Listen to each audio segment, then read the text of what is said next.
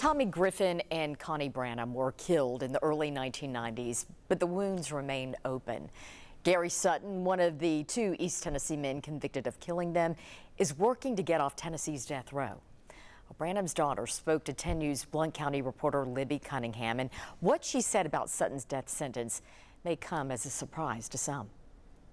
An East Tennessee man is fighting to get off Tennessee's death row, saying he didn't kill a pair of Sevier County siblings in the early 90s. Connie Branam and Tommy Griffin were both brutally murdered in the Smokies in 1992.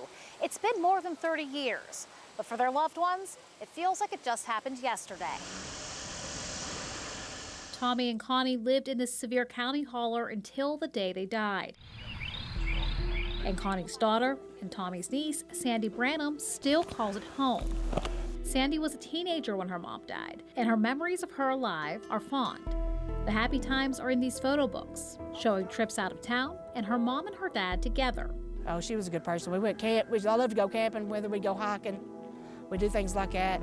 She was a family person. Sandy says her world was rocked when her Uncle Tommy went missing in 1992. And so was her grandmother, Viola Griffin. And here's what she told 10 News when it happened. Connie Branam told Mrs. Griffin she was going out to look for her brother.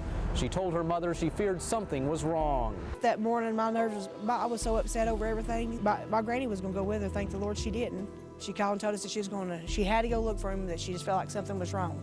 Hidden in Sevier County, the Martin Justice Cemetery holds the memories of the Griffin family. Connie and Tommy, they're both buried here, and their tombstones tell a story of both love and tragedy. Just steps away is the grave of their mother, Viola Griffin. She died 2 years after they were killed and before anyone could be tried in Tommy's death. Veteran newspaper reporter Jamie Satterfield covered the story from the start. Connie Branam's mother, and of course Tommy's mother, she was beside herself because now 2 of her children are missing. Viola Griffin told 10 News about the relationship between Tommy and Connie in 1992. The hardest part. It was awful hard to give up Tommy because in '86, I believe it was, why he had a car wreck and he's in the hospital for 2 years. His sister stayed right by his side, the one that's gone. I've spoken to the man on death row for the killings twice on the phone from prison.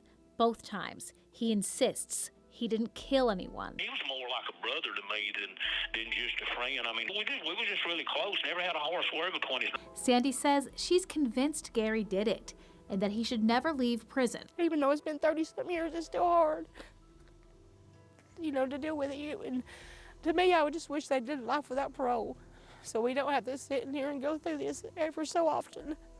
But, back then we wanted the death sentence for them because of what they done. And now it's just, we still have to live it.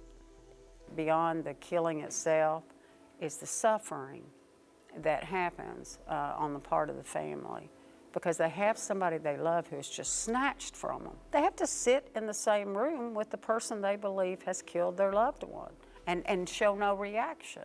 I have a letter that Gary would like me for me to address to everyone.